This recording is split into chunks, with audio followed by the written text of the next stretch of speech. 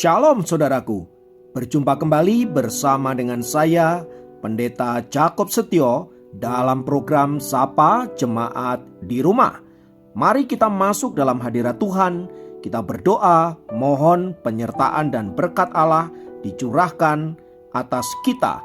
Bapa, kami menyerahkan waktu renungan firman Tuhan kali ini ke dalam tangan kasih-Mu. Mohon hikmat-Mu, mohon pencerahan daripadamu. Biarlah kami mengerti akan kehendak-Mu, supaya sepanjang hari ini menjadi hari yang diberkati, di mana kami boleh hidup seturut dengan kehendak-Mu.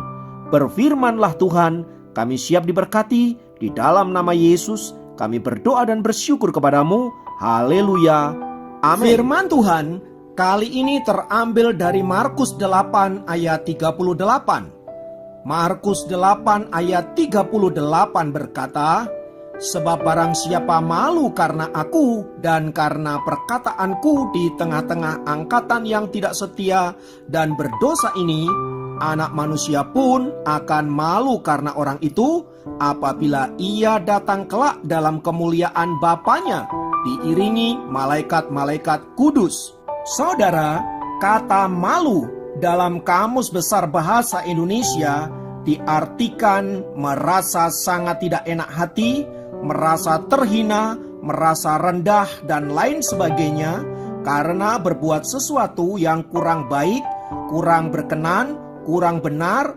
atau hal-hal yang berkaitan dengan cacat celah dan kekurangan-kekurangan yang lainnya. Itu artinya seseorang harus merasa malu apabila ia melakukan sesuatu yang tidak benar, sesuatu yang hina, sesuatu yang rendah, sesuatu yang merugikan orang lain, dan lain sebagainya. Namun jika kita melihat fenomena kehidupan kita akhir-akhir ini, sepertinya kata malu sudah begitu minim dalam kehidupan kita. Lihat saja orang-orang yang punya kasus kejahatan besar seperti korupsi, perselingkuhan, pembunuhan, perampokan, dan berbagai-bagai kejahatan yang lain, tampaknya mereka fine-fine aja. Bahkan saat mereka diperhadapkan dalam persidangan, mereka bisa tersenyum, melambaikan tangan, dan intinya mereka sepertinya tidak memiliki rasa malu lagi. Pertanyaannya, mengapa mereka bisa seperti itu? Jawabannya karena dosa. Hati nurani manusia yang telah tumpul sehingga mereka tidak lagi merasa bersalah saat mereka melakukan hal-hal yang jahat, karena hatinya sudah tertutup oleh dosa dan kejahatan. Tak heran saudaraku, mereka tak pernah merasa malu untuk sesuatu yang telah mereka lakukan selama ini. Namun fenomena yang tidak kalah menariknya dari semua itu, saudara-saudara, adalah kehidupan anak-anak Tuhan yang malu bersaksi tentang Tuhan, yang malu mengakui bahwa Kristus Yesus adalah Tuhan dan Juru Selamatnya, malu mengakui bahwa dia adalah seorang Kristen, tetapi ia tidak malu untuk melakukan hal-hal yang cemar, hal-hal yang jahat, hal-hal yang bertentangan dengan firman Allah. Ini tentu saja sangat aneh saudaraku, karena harusnya kita anak-anak Tuhan tidak malu untuk mengakui Kristus adalah Tuhan, tidak malu bersaksi bahwa kita punya Tuhan yang hebat, yang luar biasa, tidak malu mengakui bahwa kita adalah orang Kristen yang harus hidup mentaati firman Allah. Bahkan seharusnya kita menjadi begitu bangga karena kita adalah anak-anak Allah yang dikuduskan, yang dipilih oleh Allah dan ditetapkan untuk menjadi saksi-saksinya di tengah-tengah dunia yang gelap ini. Namun sayangnya, kesadaran akan hal ini sepertinya begitu minim dalam kehidupan kita sebagai anak-anak Tuhan. Suatu kali saya bertemu dengan seorang pria yang oleh masyarakat di sekitarnya, oleh teman-temannya dipandang sebagai seorang yang baik, sebagai seorang yang penuh kasih, penuh perhatian, dan sangat dihormati. Dan pria itu sangat bangga akan hal itu.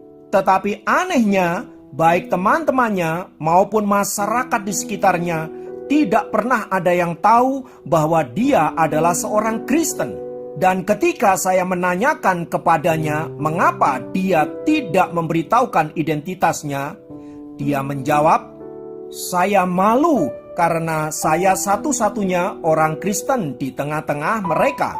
Saudara, apa yang baru saja saya ceritakan itu adalah fenomena sebagian kecil dari begitu banyak anak-anak Tuhan yang malu mengakui bahwa dia punya Tuhan Yesus dan bahwa dia adalah orang Kristen. Orang-orang seperti itu biasanya memiliki alasan, tidak perlulah orang tahu kita Kristen atau bukan, yang penting kita melakukan kebaikan.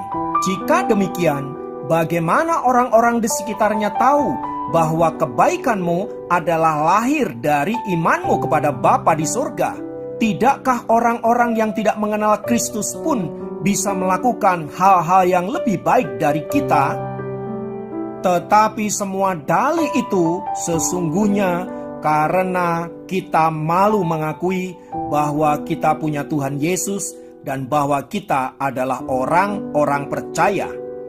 Atas hal itu, saudaraku, firman Tuhan telah berkata bahwa barang siapa malu mengakui aku dan perkataanku di tengah-tengah angkatan yang jahat dan berdosa ini, maka aku pun akan malu mengakui dia di depan Bapa-Ku.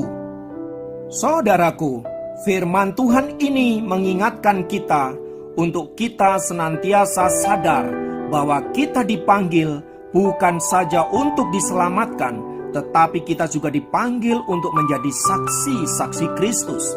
Dan saksi-saksi Kristus itu harus menunjukkan identitas yang jelas supaya diketahui engkau terang atau engkau gelap.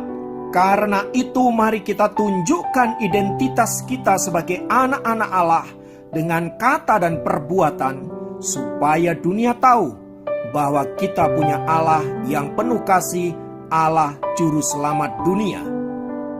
Kiranya firman Tuhan ini mengingatkan kita untuk senantiasa tidak usah malu mengakui Kristus Yesus sebagai Tuhan dan Juru Selamat kita, dan tidak usah malu untuk mengakui bahwa kita adalah orang-orang percaya di tengah-tengah angkatan yang bengkok hatinya ini.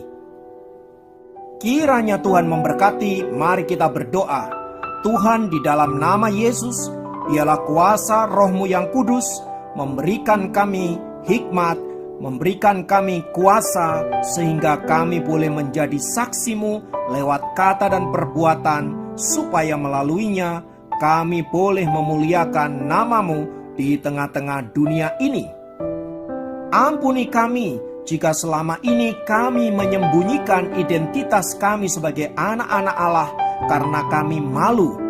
Namun kali ini kami belajar bahwa kami bangga punya Allah seperti Engkau. Terima kasih Tuhan, berkat-Mu turun atas kami. Dalam nama Yesus kami berdoa, haleluya, amin.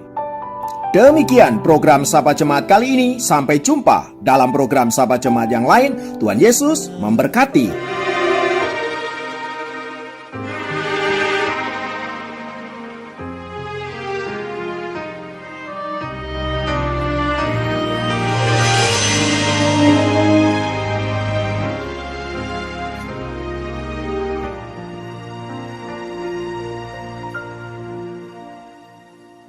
Hanya Engkau, Juru Selamatku, Tuhan Kau setia padaku.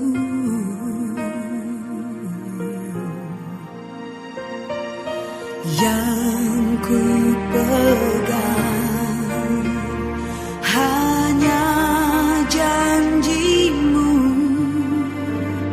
ku percayakan hidupku.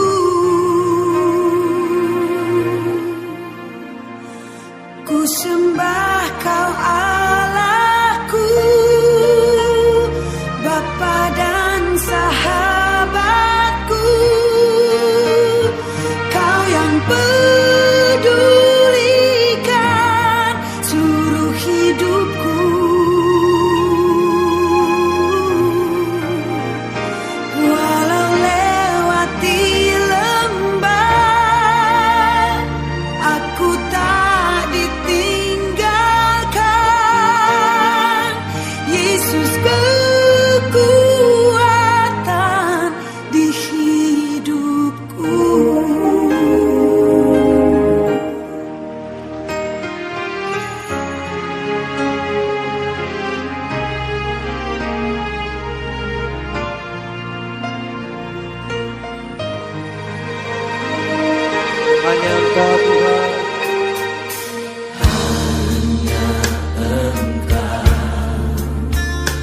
Juru selamatku.